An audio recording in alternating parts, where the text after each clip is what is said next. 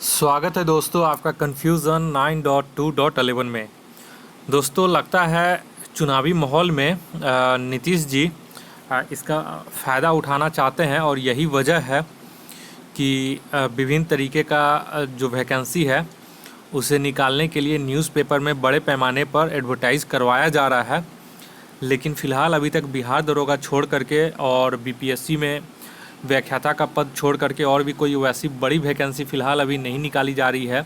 और ये कहना भी मुश्किल है कि जो भी पेपर वगैरह में जो भी रिपोर्ट्स दिया जा रहा है क्या वो चुनाव से पहले होगा या फिर चुनाव के बाद होगा। लेकिन फिर भी जो रिपोर्ट जो न्यूज़ है उसे मैं आप लोगों को एक बार और जो वैकेंसी फिर भी जो वैकेंसी निकलने वाली है और जिसका रिपोर्ट पेपर में आया है वो मैं आप लोग को बता दूं ताकि आप लोग पहले से तैयार रहें और आज नहीं तो कल ये निकलेगा ही निकलेगा। तो ये निकलना ही है, लेकिन वही है कि चुनावी माहौल में सरकार इसका फ़ायदा उठाना चाहती है और उठाना भी चाहिए। इसी बहाने कम से कम वैकेंसी निकले तो सही। तो चलिए सबसे पहले देख लें, ये हिंदुस्तान पेपर का है ये न्यूज़। और ये न्यूज़ कब का मॉडिफाइड हुआ तो देख लीजिए 23 अगस्त 2020 यानी 23 अगस्त का है ये। और क्या लिखा गया है, सर्टिफिकेट तैयार रखें, बिहार में कंप्यूटर ऑपरेटर्स के लिए बड़े पैमाने पर निकलने वाली है वैकेंसी। एक तो ये न्यूज़ हो गया। और जो दूसरा न्यूज़ आपका है एक वो भी बड़ी न्यूज़ है। और ये बड़ी न्यूज़ क्या है कि नीतीश सरकार का बड़ा फैसला, अब बिहार निवासी ही बन सकेंगे राज्य के प्रारंभिक स्कूलों में शिक्षक। अब अदर राज्य वाला प्रारंभिक स्कूलों में शिक्षक नहीं बनेंगे। यहाँ पे आप लोग नोट दें, यहाँ पे केवल प्रारंभिक स्कूलों की बात की गई है। तो ये दोनों रिपोर्ट देखते हैं, लेकिन सबसे पहले वैकेंसी वाला रिपोर्ट देखते हैं कि कंप्यूटर ऑपरेटर्स के लिए क्या है पूरा न्यूज़। इसमें कहा गया है कि बिहार के सभी अंचलों में कंप्यूटर ऑपरेटर बहाल किए जाएंगे। खासकर अंचलों में बनने वाले आधुनिक रिकॉर्ड रूम में काम करने के लिए इन ऑपरेटरों की बहाली होगी। अत्याधुनिक रिकॉर्ड रूम सह डाटा केंद्र में कम से कम 4 ऑपरेटर बहाल किए जाएंगे। आधिकारिक सूत्रों के मुताबिक लगभग 2136 ऑपरेटरों की बहाली होगी। इसके लिए पद वर्ग समिति ने भी पद सृजन का काम मंजूर कर दिया है। बहाली के मामले में जल्द ही प्रस्ताव कैबिनेट भेजा जाएगा। लंबे कोरोना संक्रमण और लॉकडाउन के कारण बहाली की प्रक्रिया आगे नहीं बढ़ सकी थी, लेकिन अब ऑपरेटरों की बहाली का काम कैबिनेट की मंजूरी मिलने के बाद शुरू कर दिया जाएगा। मॉडर्न रिकॉर्ड रूम में जमीन के सारे दस्तावेजों का डिजिटल प्रारूप सुरक्षित रखा जाएगा। राज्य में पहले चरण में 426 अंचलों में यह रिकॉर्ड रूम बनाने का काम चल रहा है। इस वित्तीय वर्ष में 163 अंचलों में रिकॉर्ड रूम सह डाटा केंद्र के निर्माण के पैसे भेज दिए गए हैं। प्रत्येक अंचल में 27.20 लाख जरूरी उपकरणों की खरीद के लिए दिए गए हैं। भू अभिलेख एवं परिमाप निदेशालय ने सभी जिलाधिकारियों को इन डिजिटल रिकॉर्ड रूम के निर्माण के लिए पैसे भी भेज दिए हैं। सूत्रों के मुताबिक 134 अंचलों में डाटा केंद्र के निर्माण का काम पूरा भी हो गया है। नवनीत ऑपरेटर ऑनलाइन म्यूटेशन, परिमार्जन, जमीन का अपडेटेड नक्शा, आरटीपीएस आदि का काम देखेंगे। इन रिकॉर्ड रूम से जमीन संबंधी दस्तावेजों को डिजिटल प्रारूप में सुरक्षित रखा जाएगा। खतियान की सॉफ्ट कॉपी भी इसी डिजिटल रिकॉर्ड रूम में रहेगी। खतियान का सारा अपडेट रिकॉर्ड रखा जाएगा, जहां से दस्तावेजों का नकल प्राप्त करने में कोई कठिनाई नहीं होगी। सभी ऑपरेटरों के वेतन पर 66.64 करोड़ रुपए खर्च होंगे। तो ये था पूरा कंप्यूटर ऑपरेटर का। और ये भी वैकेंसी कैबिनेट की मंजूरी मिलने के बाद तुरंत शुरू कर दी जाएगी। अब जो दूसरा बड़ा न्यूज़ है वो भी देख लेते हैं एक बार। तो नीतीश सरकार का जो बड़ा फैसला है कि अब बिहार निवासी ही बन सकेंगे राज्य के प्रारंभिक स्कूलों में शिक्षक।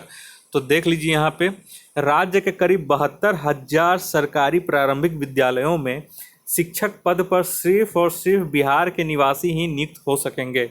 इन प्रारंभिक स्कूलों में दूसरे राज्यों के शिक्षक अभ्यर्थियों के लिए नियुक्ति का रास्ता बंद हो गया है। शिक्षा विभाग ने यह प्रावधान लागू कर दिया है। शनिवार को विभाग की ओर से अनुसूचित बिहार राज्य नगर प्रारंभिक विद्यालय सेवा तथा बिहार राज्य पंचायत प्रारंभिक विद्यालय सेवा नियुक्ति, प्रोन्नति, स्थानांतरण, अनुशासनिक कार्रवाई एवं सेवा शर्त नियमावली 2020 में इसका स्पष्ट प्रावधान किया गया है कि बिहार में इन दोनों नियोजन नियमावलियों के तहत नियुक्ति में बिहार के निवासी ही आवेदन कर सकेंगे। तो इस तरह से 72,000 जो सीट हैं शिक्षक की वो केवल और केवल बिहार के निवासियों को ही मिलेगा। गौरतलब है कि वर्ष 2006 से राज्य में लागू माध्यमिक एवं उच्च माध्यमिक शिक्षकों के नियोजन में यह व्यवस्था लागू है। इसके तहत बिहार के हाई स्कूलों और +2 में केवल बिहार निवासी ही नियुक्त हो रहे हैं। आरंभ में प्रारंभिक शिक्षकों के नियोजन की नियमावली में भी यही प्रावधान किया गया था, लेकिन वर्ष 2012 से लागू नियोजन नियमावली में इसका स्पष्ट उल्लेख नहीं होने से दूसरे राज्यों के खासकर बॉर्डर इलाकों में पड़ोसी राज्यों के भी कुछ शिक्षक नियुक्त हो गए हैं। अब जबकि नियोजित शिक्षक नियुक्त किए जाएंगे और उनकी तनख्वाह भी काफ़ी अच्छी हो गई है, ऐसे में प्रारंभिक शिक्षकों की नियुक्ति में शिक्षा विभाग ने करीब 8 वर्षों के अंतराल के बाद एक बार फिर बिहारी अभ्यर्थियों तक ही 72,000 प्रारंभिक स्कूलों में नियुक्ति का अवसर केंद्रित कर दिया है। शिक्षा विभाग द्वारा शनिवार को अधिसूचित दोनों नियुक्ति व सेवा शर्त नियमावली में ऐच्छिक स्थानांतरण समेत संशोधित सेवा शर्त के अन्य पहलू शिक्षकों के लिए पूर्व घोषित ही है, जिन पर हाल ही में राज्य मंत्रिमंडल ने मुहर लगाई थी। बिहार राज्य नगर प्रारंभिक शिक्षकों तथा पंचायत शिक्षकों की नियुक्ति में पहले की तरह ही शिक्षक प्रशिक्षण और अन्य अनिवार्य डिग्रियां रखी गई हैं। शिक्षक पात्रता परीक्षा उत्तीर्ण होना भी अनिवार्य ही है, लेकिन इस पर पहले से देय वेटेज समाप्त कर दिया गया है। पहले टीईटी में प्राप्तांक के मुताबिक मेधा सूची के निर्माण में अभ्यर्थियों के लिए कुछ अंक तय थे। अधिसूचना के मुताबिक नगर प्रारंभिक शिक्षकों की 2 श्रेणियां होंगी, नगर शिक्षक प्राथमिक विद्यालय और नगर शिक्षा मध्य विद्यालय।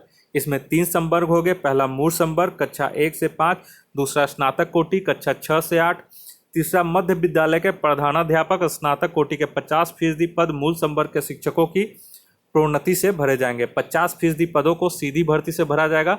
वहीं मध्य विद्यालयों के हेड मास्टरों के 100% पद प्रमोशन से भरे जाएंगे। बात पंचायत प्रारंभिक शिक्षकों की करें तो इनकी भी 2 श्रेणी है, प्रखंड प्रारंभिक शिक्षक और पंचायत प्रारंभिक शिक्षक। पंचायत प्रारंभिक शिक्षक संवर्ग में स्नातक कोटि के 50% पद प्रोन्नति से, जबकि 50% पद सीधी नियुक्ति से भरे जाएंगे। प्रारंभिक शिक्षकों की कुल रिक्ति में विषयवार 50% सीटों महिलाओं का आरक्षण होगा। रिक्त विषम संख्या में रहने पर अंतिम पद भी महिलाओं को ही जाएगा। इसके साथ ही नई नियमावली में शारीरिक शिक्षा एवं स्वास्थ्य अनुदेशक तथा आर्ट, संगीत एवं कला अनुदेशकों तथा कार्य अनुदेशक की नियुक्ति का भी प्रावधान किया गया है। तो ये सारा पूरा भर्ती प्रक्रिया है और इसमें हम सभी देख सकते हैं कि पूरा डिटेल में बता दिया गया है कि किस तरह से नियुक्ति होगी और महिलाओं को इसमें विशेष लाभ मिलेगा। बिहार निवासियों को तो लाभ मिलेगा, लेकिन बिहार निवासियों में भी महिलाओं को खास करके बहुत ज़्यादा इसमें लाभ मिलने वाला है, क्योंकि सबसे ज़्यादा नियुक्ति उन्हीं की होगी इसमें। तो ये दोनों न्यूज़ था इम्पॉर्टेंट, इसलिए आप लोग के सामने मैं लेकर आया हूँ। अगर आप इस चैनल पर नए हैं तो कृपया करके इस चैनल को सब्सक्राइब कर लें, ताकि कोई भी नया अपडेट आए तो उसका वीडियो अगर मैं अपने चैनल पे अपलोड करूं तो उसका नोटिफिकेशन सबसे आपके मोबाइल तक पहुंच सके और इस तरह से आप समय रहते उस वीडियो को देखकर लाभ उठा सकें। इस वीडियो को देखने के लिए आप लोग का बहुत बहुत शुक्रिया। आपका दिन मंगलमय हो। धन्यवाद।